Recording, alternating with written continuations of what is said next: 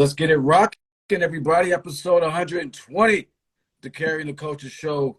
One of the best DJs on the motherfucking planet. We've had him on before. We're going to actually talk some DJ shit tonight.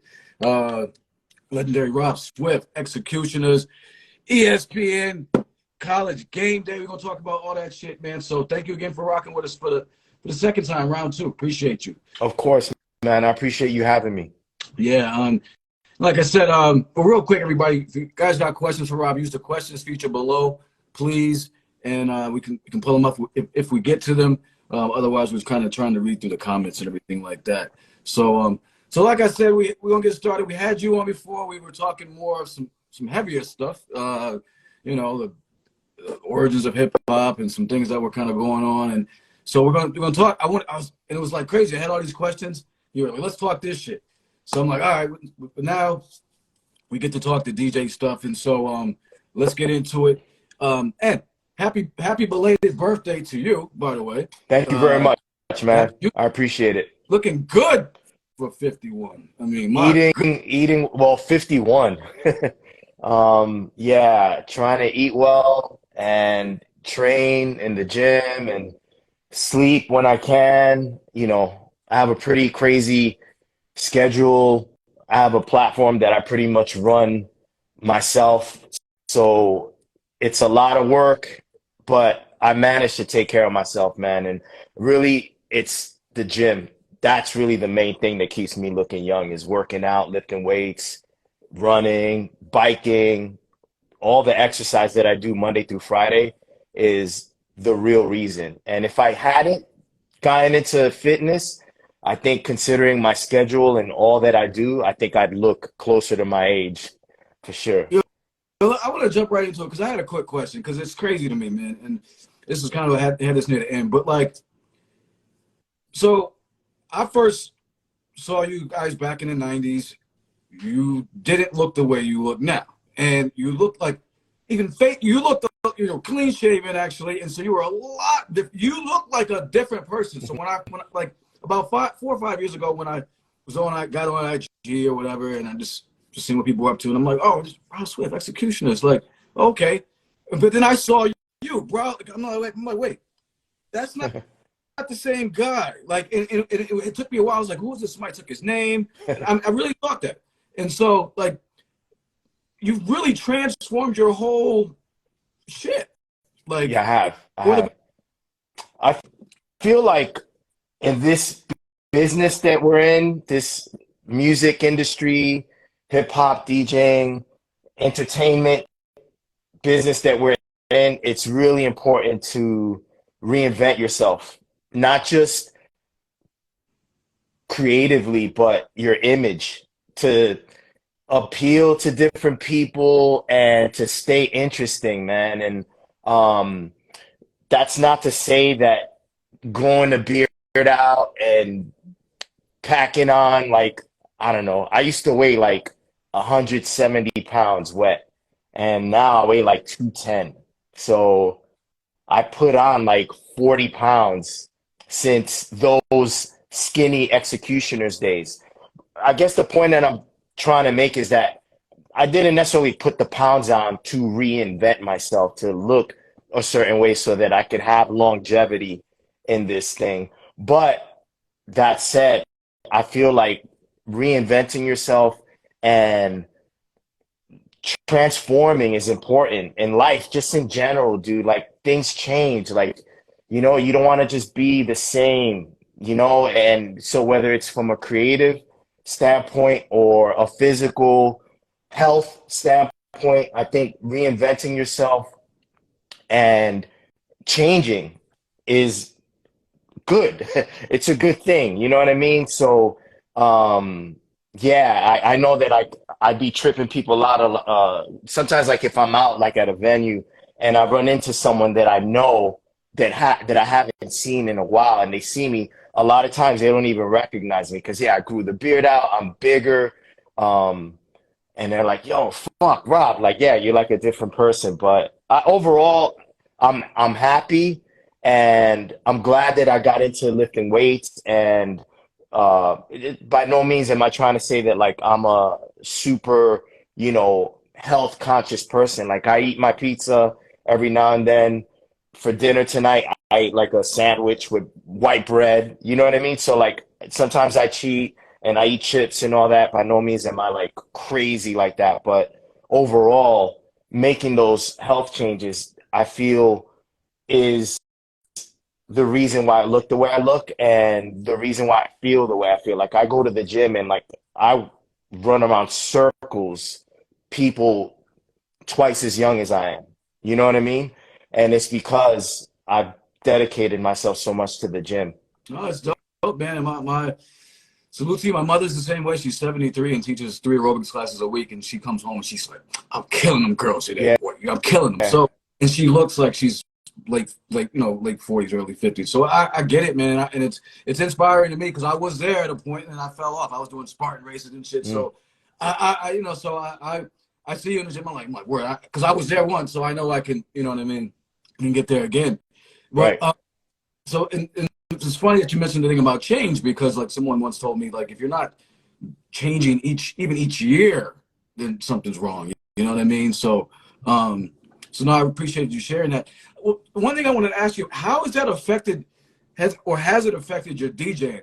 Because I look at when I see your hands now on the records, them shits look like big ass mitts, and I swear to God, the record is like a hockey puck. And has it affected your like dexterity Yes. and any stuff at all? It has. It has. Honestly, it has. I'm not as flexible as I used to be. There are tricks that I used to do. If you watch video of me, for example, in Harlem practicing with Roc Raida, whose birthday is today, by the way. But yeah, like there's video of me on YouTube training with Roc Raida and Sean C and Johnny Cash, and you see me doing crazy tricks, like stuff that I can't even do sitting down, contorting my body in ways that now forget it. I can't because I have so much muscle. So the mass that I'm carrying does get in the way of the flexibility with regards to body tricks. And I was just practicing yesterday with Mr. Sinister for a show that we got coming up. And there are times where he and I, we're this tandem. So it's the two of us on 4 turntables. And we break into like tricks, like we go behind our backs. And both of us, I think what I'm trying to say is that on top of the mass, also just getting older, to be honest with you, like on the outside, I look young, but on the inside, there are times where I do feel older and I notice my age a little more. So I'm not as nimble or quick or agile.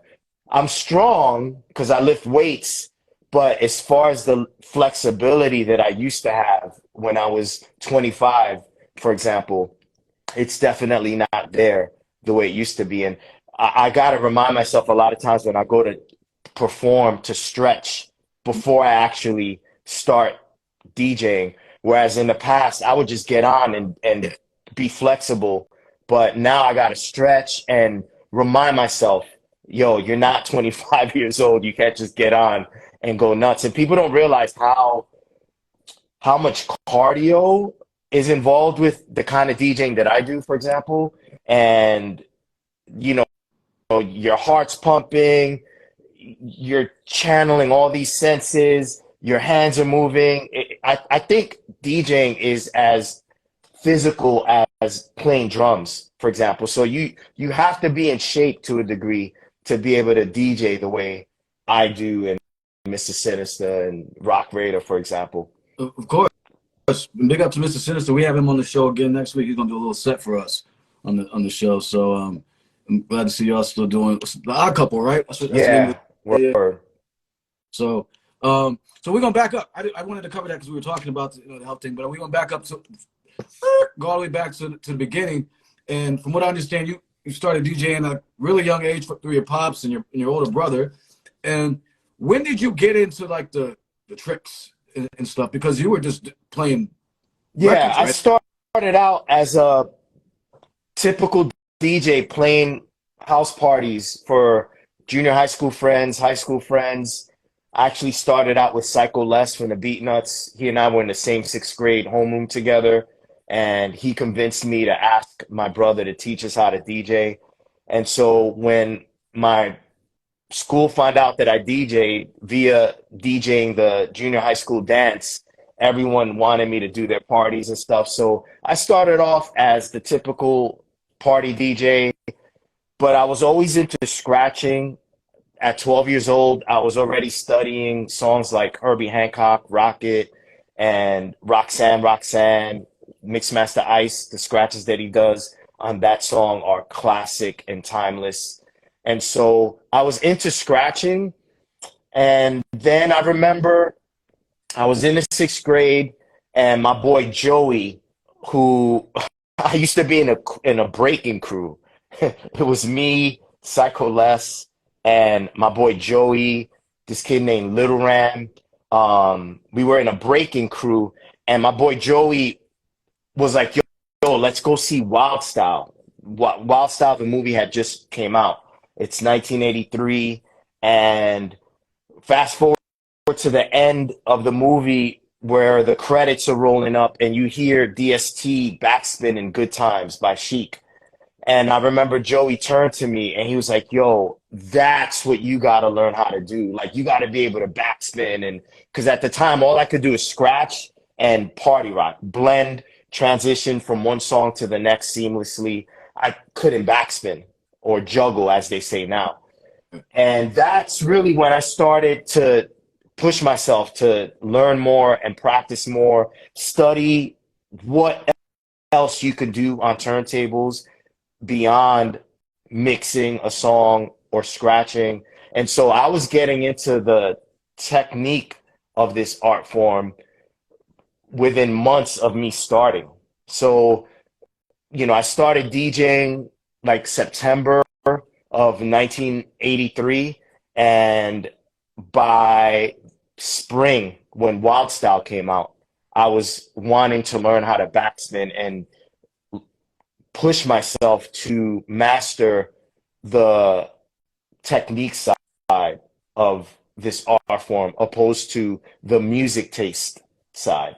Was it trial and error for you? I mean, or like, did you just sit in there and start figuring stuff out, or was it like, because now, I mean, like if I want to learn this, I can go to your school. I can go to Beat Junkies. I mean, I can go on YouTube, whatever, you know what I mean, which is great. I think it's a great service, but like, how are you figuring all this out? Like, just. Yeah, you basically answered your question. A lot of trial and error, experimenting. In 1983, there was no social media. There was no YouTube, Instagram, TikTok, where you could watch a DJ tutorial. You were lucky to have a Betamax or VHS that could play Wild Style, and you could watch Grandmaster Flash from the comfort of your living room. We got our music from listening to the radio and listening to Park Jam tapes of Cold Crush Brothers, Fantastic Five Freaks, Jazzy J and the Jazzy Five, Soul Sonic Force. We were limited in the resources that we had to learn and grow as DJs.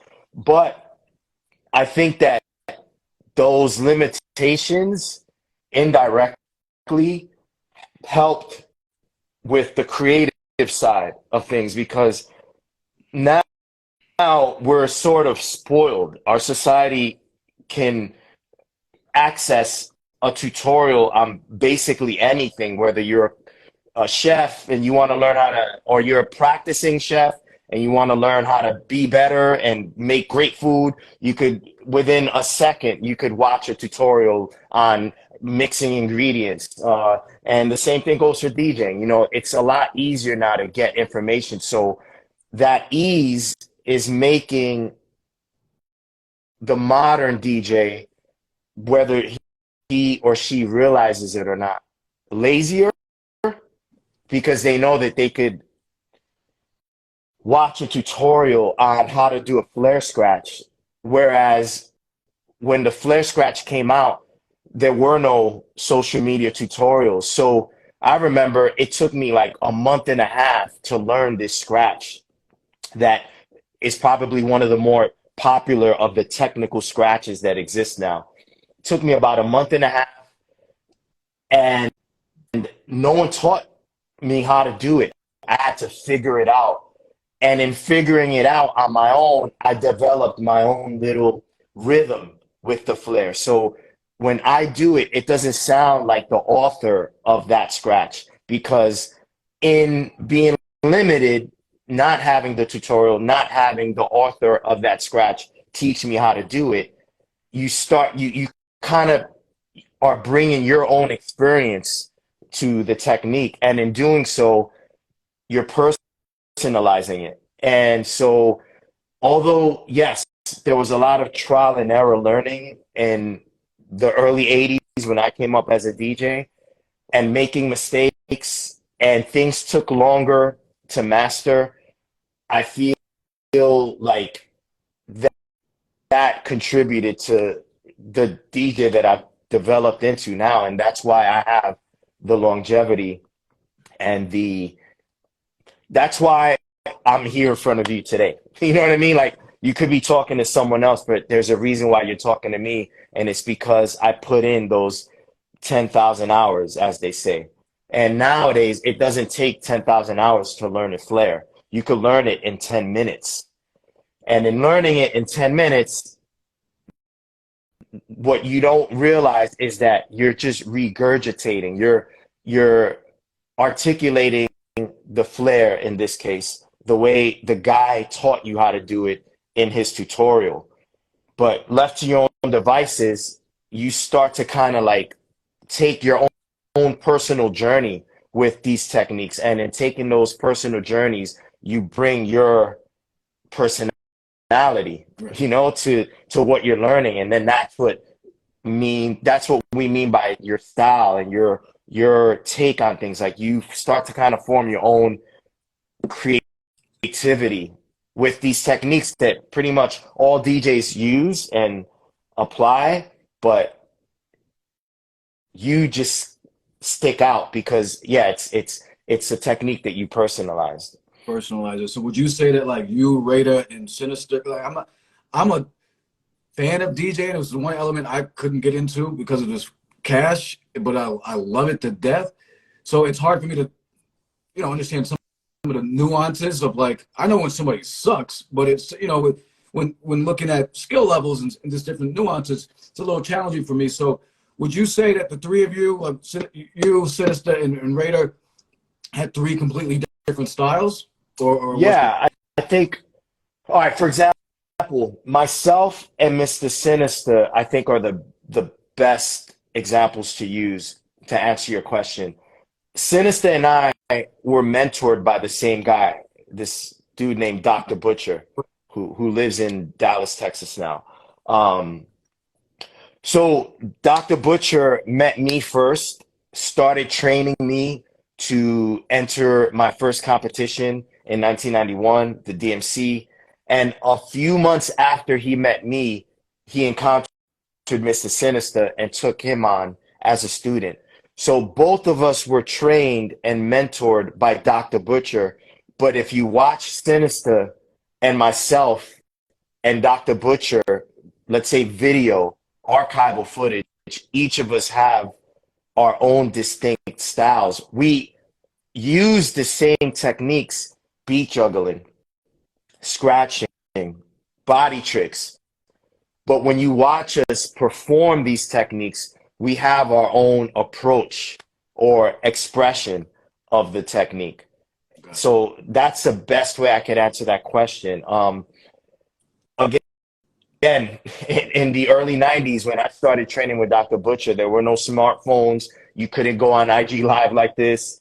So you were forced to just kind of go within and tap into your own personal creativity. Or, you could copy what you saw, but then there's the whole aspect of, like, what kind of DJ are you? Are you the kind of DJ that takes? or you the kind of DJ that wants to give back to the art form and help add on to the text that is turntablism or DJing. And I've always been one that wanted to be mentioned as one of the best DJs if a group of kids were on a corner talking. It wasn't enough for me to know how to do this stuff. I wanted to be one of those guys that I looked up to when I was coming up. And I always say my main goal was if there was a group of kids on a corner talking about who their favorite DJs were, I just wanted my name mentioned at some point in that conversation. So I feel I've accomplished that because I understood, especially after meeting Dr. Butcher, I understood the importance of drawing from within, from my own personal experiences with regards to hip hop, and not just emulating and copying and regurgitating what I saw. I wanted to reinterpret it, you know? And so I think Sinister had that same DNA in him. And when you watch the three of us, we're doing the same techniques, but not in the same way. Right. No, that's dope, and that's what it's about. I mean, taking it, you know, putting your spin, your flip on it. Can you clear something up for me real quick? Early X-ecutioners, like I've heard like that you were like original member. I've heard you came a little bit like right after it started. Like when did you start participating, or how did that go? So the X-Men is the original name of the crew, and they formed circa 1988. The original four members were Roc Raida, rest in peace, Steve D, Sean C, and Johnny Cash. Steve D was at the time the front man of the crew, and he started entering sanctioned DJ battles like the DMC New Music Seminar Battle. And along the way in entering these competitions, he met other DJs that he felt would add on to the crew. In 1990, he entered the DMC and connected with Diamond J, who is the original DJ for EPMD and is their DJ now.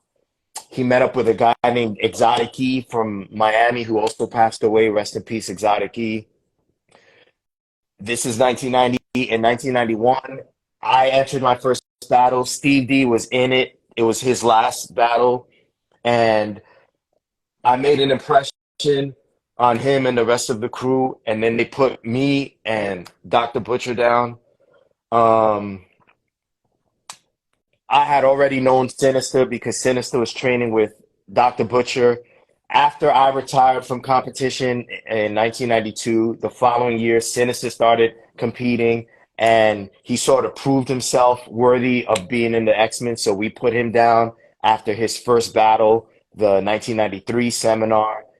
And that's how it grew, you know, from battling, meeting different people, the X-Men just multiplied. And in 1997, we signed our independent record deal with a label called Asphodel from the West Coast. And their lawyers, X-ecutioners fans that were buying our music will know this. We released our first single off that album, Expressions, as the X-Men. So if you look at the single or if you Google it, you'll see it's the picture of myself, Roc Raida, Mr. Sinister, Total Eclipse, who I met in 1994, and we decided to put him down after his win in the 1996 ITF battle. But if you look at that single, it says X-Men. Because we were gonna just keep the name X-Men, but once we released it, our lawyers, I don't know if they got a call from Marvel or if they just kind of got shook, but our lawyers were like, you know what, you guys better change the name because you're risking getting sued by Marvel if you keep running with this X-Men name. So a cool little anecdote to drop on everyone listening to this interview and watching.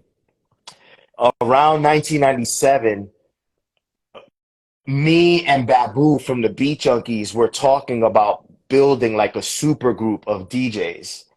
And cats like Shortcut were going to be in it, Melody. We were going to tap cats from Europe, Cutmaster Swift, DJ Pogo. It was going to be like a Marvel Like sort of a like big event of yeah, yeah, yeah. yeah, yeah, right. And so we were thinking of names, right? Like we were brainstorming what we were going to call this super group of DJs. And X Factor was one of the names. X-ecutioners was another one of the names that I actually came up with.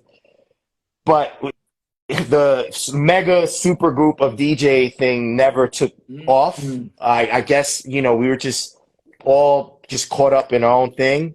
And so when our lawyers came to us and they were like, yo, you guys better change the name. I was like, well, yo, fellas, what if we just call it the Executioners? Like, why don't we just use the name that we were going to use for the super group that we were going to do with Babu and Short and Cutmaster Swift and Pogo and Raider, Sin, and Eclipse were like, all right, let's just roll with the Executioners. So that's how we went from X-Men to Executioners. Oh, dope. Yeah, and I'm glad you cleared that up too, because I thought it was like some type of cease and desist or something like some sort of Nah, show. nah, It just being cautious, I guess. right. Yeah, gotcha. Gotcha. Thanks for clearing that up. So, I definitely want to make sure we had time to talk about Roc Raida as far as, just your relationship and his, with him. I don't, it's weird for me. Like, I was a fan of you guys. I mean, I'm only 4 years younger than you, but it seemed like when you're younger, it's different, right? So I was a fan of you guys. And so I saw Roc Raida at a rave in Boston one time, late 90s. I think because he won a DMC in 95, I think, right? So, Yes. right. So it was shortly after that. And seeing him live, I'm glad. I mean, there's one time I went to my somehow, just, yeah, Right. and like, sometimes periodically I would just watch his YouTube videos and just be like, wow, like this, wow, like, and just, wow.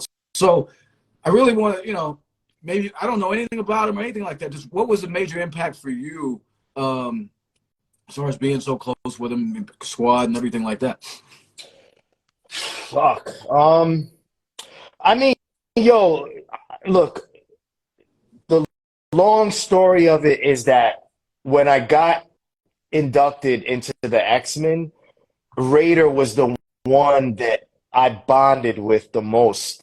And I think maybe it's because he and I were basically at the same level. Like, what I mean by that is Steve D was mentoring him. Dr. Butcher was mentoring me.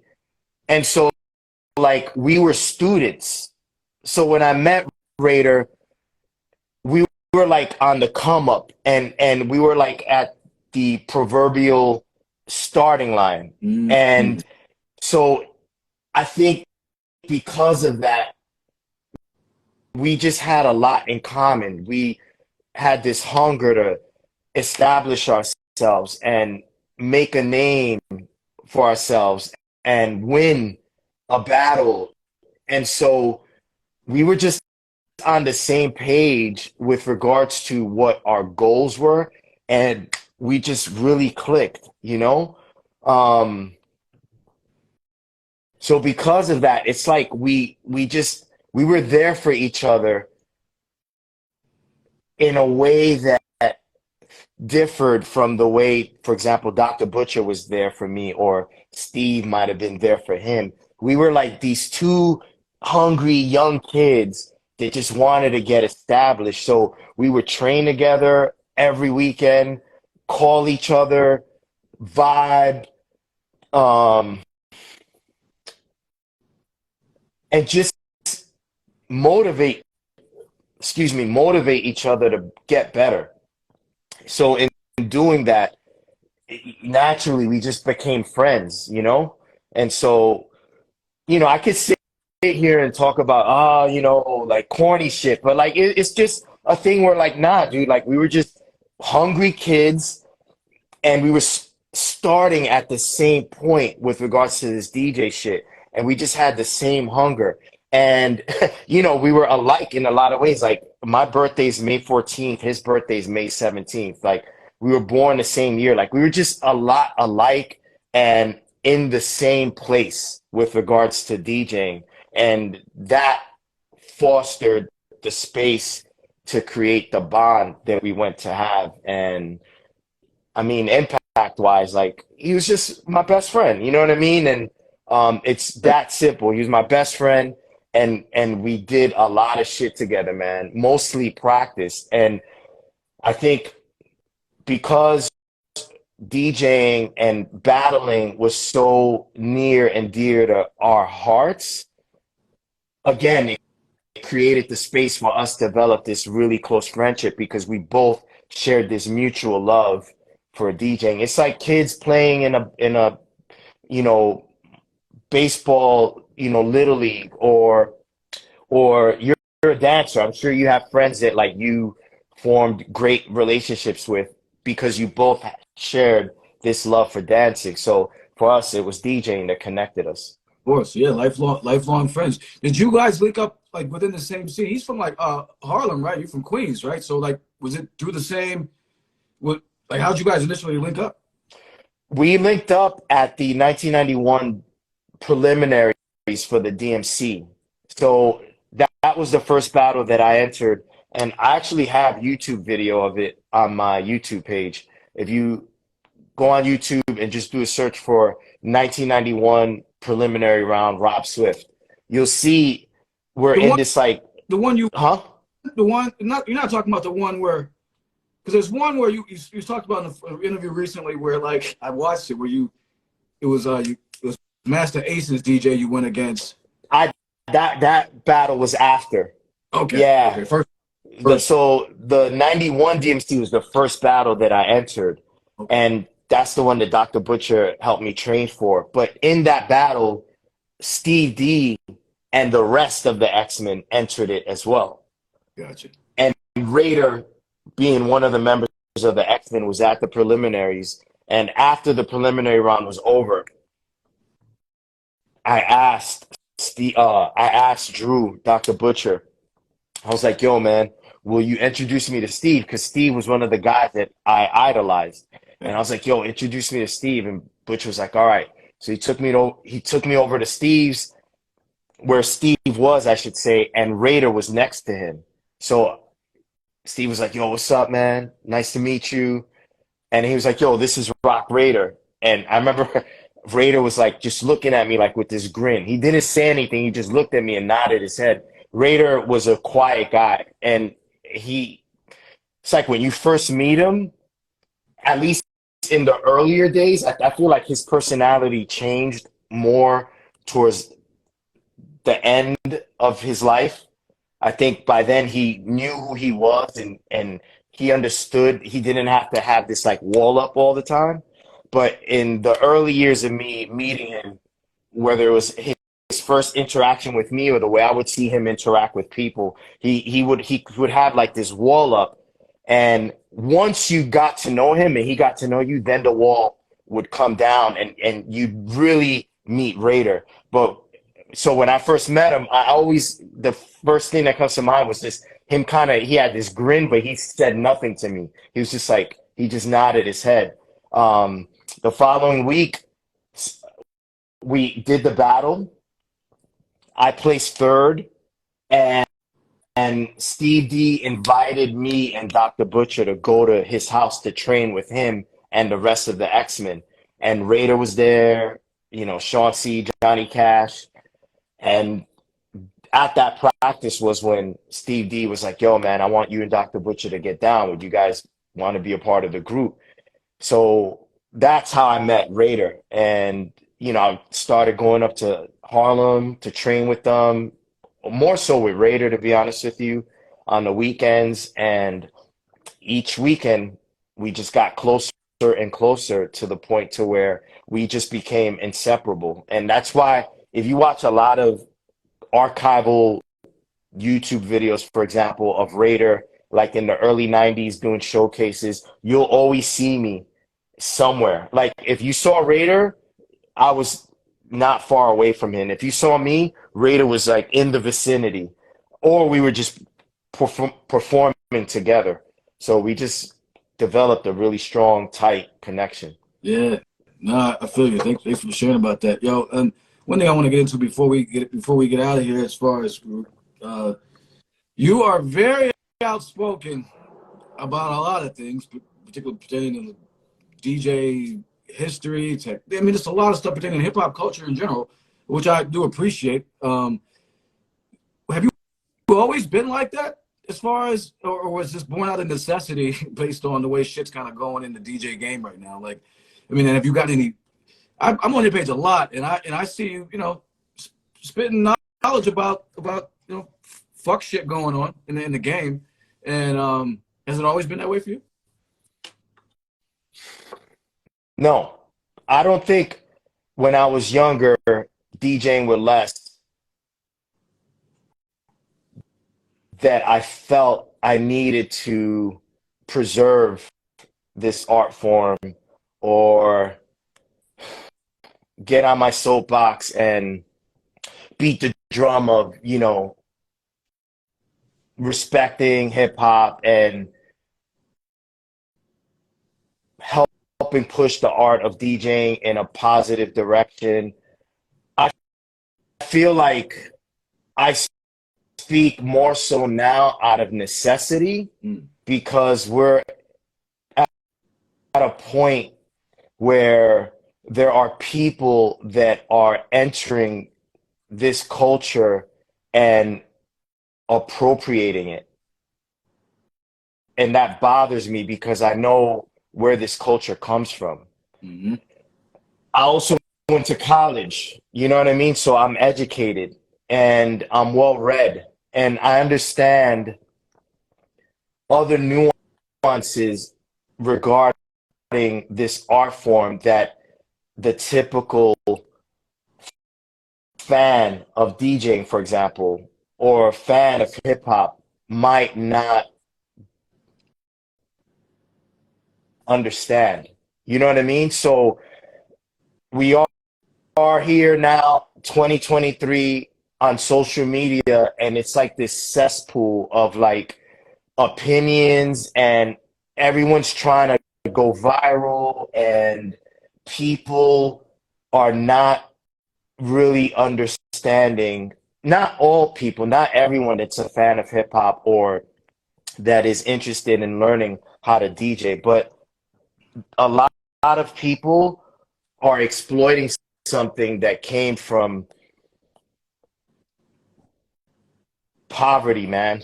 You know what I mean? Like, there's really no other way to put it. From poverty, from kids that were destitute in the Bronx, New York City. So when I see cats exploiting this culture for likes and other forms of social currency, it bothers me, man. And so I feel like, yeah, man, I need to speak on this latest, scandal with this DJ or whatever the case is. But you know what, too? Lately, I've been getting tired of it. And what I mean by tired of it is tired of like feeling like I gotta check dudes. And it's exhausting, man. It's really exhausting. And a part of me is starting to feel like maybe I need to just shut the fuck up and like focus more on my school and my students and letting whatever is going to happen, because at the end of the day, I don't feel any of us, you or I, are in control of where this shit is headed. You know what I mean? So yeah, No, no. bro, that's how I feel. That's how I feel. And I'm not saying that, like, by no means, please don't take it as me saying that you need to join me in feeling this way. A lot of us care so much about hip hop and want to preserve it and showcase the elements of this culture that don't get the attention, right? And that's admirable. I just feel like we doing it in vain? You know what I mean? Like, are we doing it in vain? Because at the end of the day, you whack one fucking joker down and then another joker pops up literally the next day. You know, like there are instances, Tamal, where, for example, do you remember the whole scandal with Wiz Khalifa, like bullying those DJs that were playing his music? Remember that? Mm-hmm. Excuse me. I went in. Yes, I you went in did. on that dude. Like I added him like probably like 50 times in one post because I'm a DJ and I know what it's like to DJ for a rapper. And some rappers are so egotistical that they see DJs as their subordinates. And I don't fucking play that shit. You know what I'm saying? I don't play that shit. So when I see another DJ being bullied by a rapper, I didn't think twice about speaking up. But then literally like a week later, I started getting DMs from people. What's this dude's name? I don't really fuck with any of these new fucking rapper dudes. What's the dude that was dating one of the Kardashians? Who didn't? I mean, What's this fucking dude's name? Fuck. I don't know, man. I'm glad. Yeah, he made that song Antidote. Huh? He made that song Antidote. Fuck. I don't know if someone could fucking I hope comment. nobody in this bitch knows that shit. But I feel you. Anyway, yeah, I mean, again, I don't really fuck with any of these modern rappers, but so yeah, like a week after that Wiz Khalifa shit, I got a DM with this dude, the dude that was fucking one of the Kardashians, like smacking the laptop that belonged from this DJ. Like he's in the DJ booth rapping and he just got overexcited, I guess, and he was smacking the laptop, like disrespecting this DJ's fucking gear. And mad people sent me the video wanting me to now go at him. And I remember thinking like, yo, this shit is like whack-a-mole. Like you smack down one and then another one pops up and there's no regulating this shit. There's no controlling this shit. It's just a cesspool of just anything goes now. You know what I mean? And like there's no real, I don't know, like decorum with between rappers and DJs and shit like that. Like that shit is non-existent. So it's like, why am I wasting my energy on that? Like I need to just focus on teaching my students about DJing and how to carry themselves as DJs in this world that we live in, this matrix that we live in, so that they don't get taken advantage of. That's really the only thing I can control. So talking about what rappers are doing and what other fake DJs are doing, I'm at a point now where I'm like, is it really even worth it? Right. You know? I'll say this, man, and I share a similar opinion based on, I do it more on the rap side or whatever, but I share this. I've learned to pick my poison, pick my battles, and kind of look more at the overall picture rather than specific examples, because those specific examples will repeat themselves only a couple of days later. And I try to just, and I'm just sharing, I try to just look at it more from like the bigger picture, because there are a lot of people out there. Someone said, please don't stop talking. So here's the thing. There's a lot of people out there that need to hear what you have to say. You say it without a lot of emotion, no fuck shit. You're not throwing shade. It's rational. It makes sense even if you don't agree with it fully. You can be like, okay, I understand what this brother's talking about. So your approach, you air people out without airing them out. Like, I mean, you're not all like crazy about it. You're just like, look, this is what it is. You're matter of fact, people know what they're gonna get. So I think there's an important need for that and a place for that. But yeah, you got to protect your fucking sanity, because people are crazy. They're crazy. Yeah. So I just say, yeah, maybe dial it back, you know, just because after a while that shit agitates the fucking heart. It does. And I mean, I'm about quality of life right now. Like, thank God I'm not hurting for anything. I'm living a great life and I'm blessed. I just got back from from the Arab Emirates, teaching workshops in Abu Dhabi and Dubai and Sharjah. You know, I'm like you referenced the ESPN thing earlier. I'm touring with ESPN. Like, there's too much cool shit going on in my career for me to allow myself to get pulled in the direction that isn't healthy, you Right. know? And so, yeah, like, have I always been outspoken? No. I'm more outspoken now because I really take offense to the idea of people getting into this art form and exploiting it. Mm. I'm just one person though, and I can write a post every day about the origins of DJing and why people need to respect it and why the pioneers of this art need to protect it. And it's not gonna fucking make one difference, to be honest with you. It's really not gonna make a difference. I think also you have to factor in the idea that you and I, when we speak, we're preaching to the choir for the most part. Word. The majority of the people that follow us already agree with what we have to Word. say. So it's like we're not really convincing anyone, the people that need to be talked to. You know what I'm saying? So, Word.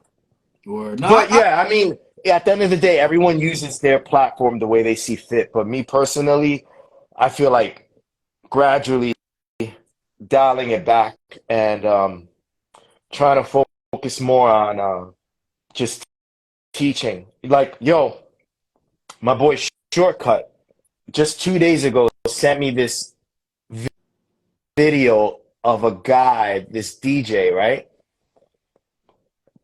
He has mad followers, like six figures, like a big ass platform.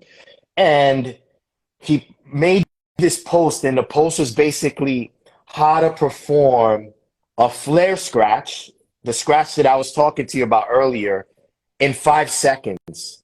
And basically, it was like a cheat code. There's this mixer that he has, and instead of learning the mechanics or teaching the mechanics in this video that he posted, he used this button. There's this feature on this mixer where you could hit the button and the flare scratch is produced. It's like a bank of sounds that you could access, right?